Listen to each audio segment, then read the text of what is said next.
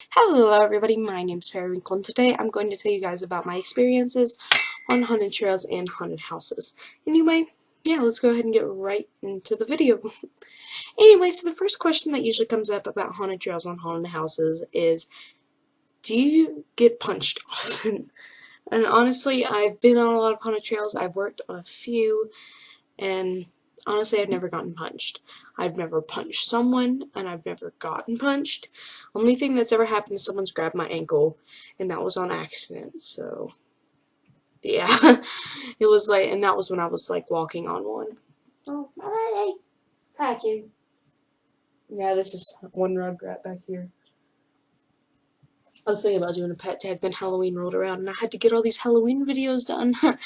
So, another question is, what is usually the time, the hours? So I don't work for money. I do it for beta points, which is volunteer hours for the beta club at my school. You guys are going to see a vlog of the beta convention come November 10th and 11th. So the hours are usually, let's say, like, the ones I've been working on recently are 7:30 to 10:30, so kind of late. But there's been a bunch of kids out there like being haunted little kids and haunted little dolls, and they're troopers. And yeah, they fall asleep about halfway through. But yeah, honestly, the hours about that. Of course, I don't know, a lot of haunted shows could be different. They could be like all day things, but usually they're at night, and probably the more extensive ones probably end at midnight, I think. Honestly, I don't know if you guys can tell, but I'm a haunted trail junkie. The next question that usually comes up is, do you guys get to pick your characters?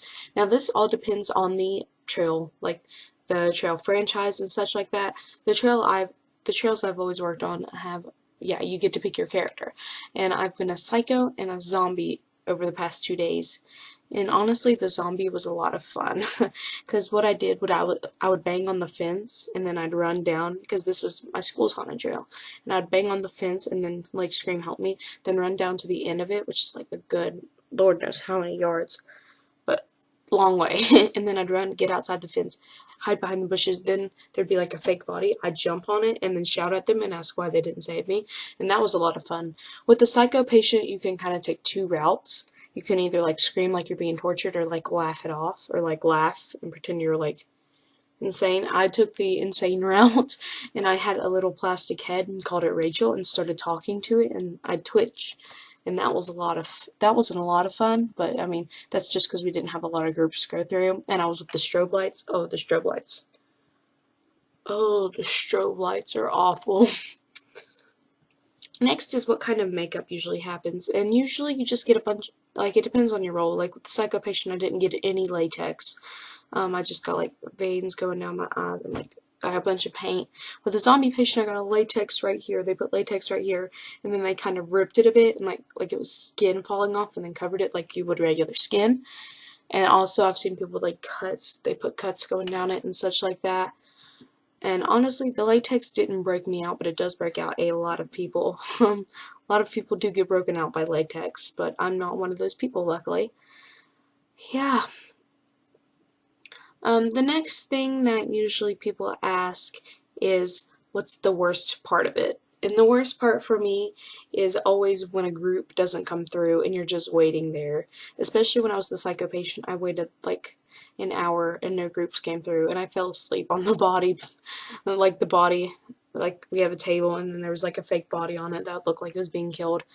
So I fell asleep on that for like an hour because no groups came through, and that's honestly the worst thing in the world. And being in there with all the strobe lights, like when you are with strobe lights, like it will not feel like reality. Like I don't know if you guys ever get that feeling. It just feels like a dream, like you're not fully there. Imagine feeling that for 3 hours straight. It's one of the worst yet amazing feelings in the world. It's like you're high. But the zombie patient, like the zombie like I did last night, oh my gosh, it was like boom, boom, boom, so many groups. And the staff there was so nice. They brought us around drinks all the time and like give us drinks and was like, hey, you doing okay? And yeah, it was honestly, last night was the better of the nights. And then the last question I usually get is, what's the best part? And that is honestly when you get a little kid and I know this sounds awful, but not like a really small kid, like one, say 9 to 12. Like those little kids. Like, there's this one on the night before that told one of the zombies to go suck a big fat titty.